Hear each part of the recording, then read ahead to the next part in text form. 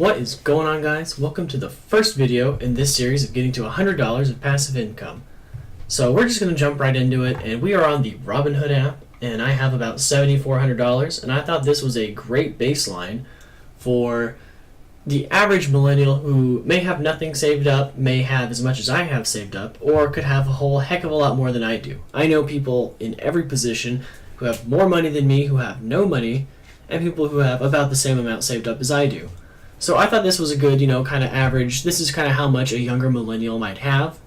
And working in various jobs, you have 401ks. It's probably a good number.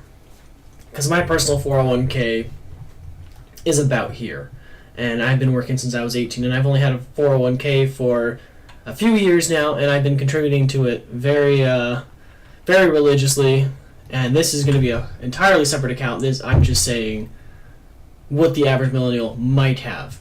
And we're going to be doing this in the Robinhood app because everyone can download this app, everyone can get involved with buying stocks, everyone can do this. There's no one who really can't do this unless you're not 18 yet.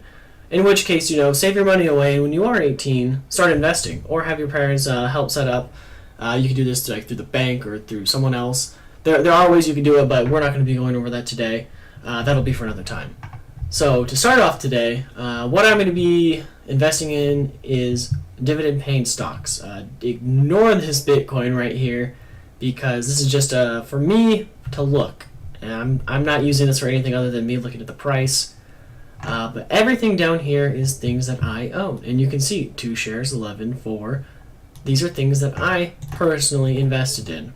Now we're going to take a look at one of my saddest things right now. I'm very, very down. I'm down 13% on my Ford trade. But I'm not even mad. Currently, they pay 15 cents per quarter.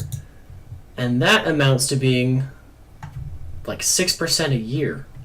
So 6% of my stock price every year is what I'm getting paid in cash money. So I'm not so mad about that right now. And how I look at it, and if you follow stocks, is Ford had some bad news, so their stock price dropped. And I think long term it's going to go quite a bit back up, but they've been on a descending trend for quite a while now. You can do your own research on stocks. I'm not a stock expert. I don't claim to know anything about anything. So don't take any advice from me.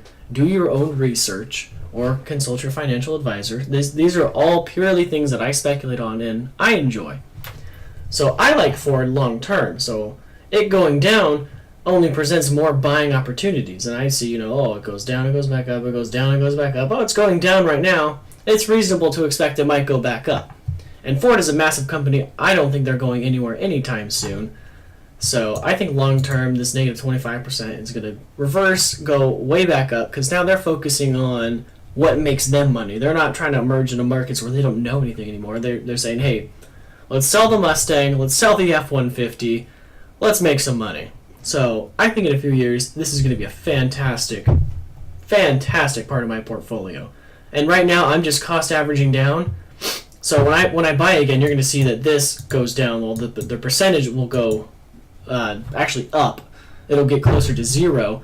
And when their stock price starts going up, that means my gains will be a lot higher because I bought on the way down. And I'm making money 6% a year, every single year as this goes down. So I'm making money the entire time. And then once it starts going back up, I'm making money on the value. That's the greatest thing you could ever expect out of a dividend-paying stock. Is even if the price goes down, you're still getting paid every quarter. And that's huge. And that's where we're getting the passive income in on this portfolio. So there's a lot of trades where I'm way up, but I wanted to start showing you with a loser of mine. Just because, I don't want to lead with, oh, I have 40% gains on this one stock. See how it's done. No, I want to show you where I failed and where I'm going and what I'm doing about it. So let's look at a winner right now. So one of my winners is AbbVie. Where's AbbVie at? Right here. I only have 2 shares of AbbVie right now. I wish I had bought a whole lot more. There you go, look. Plus 7%. And they pay a good dividend. I'm getting like $1.94 for both of my shares every quarter. And that's great. That makes me real happy. So currently, with this $7,400 portfolio, I'm making about $25 a month. And that $25 a month, I want to get that to $100. So reasonably speaking, to get to $100 a month, I need to have 4 times this amount of money, or nearly $30,000. So my next video is going to be saving, how I'm saving, and how I can contribute to this number. And I'm going to be going over what shares I'm going to be buying and kind of keeping myself on track.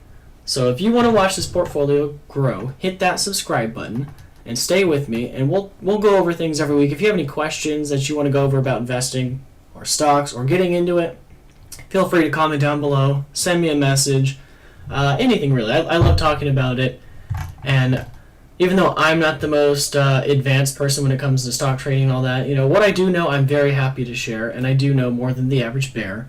But yeah, let's get into it together and let's see where we can go. So today in episode 1, we're at $25 a month income.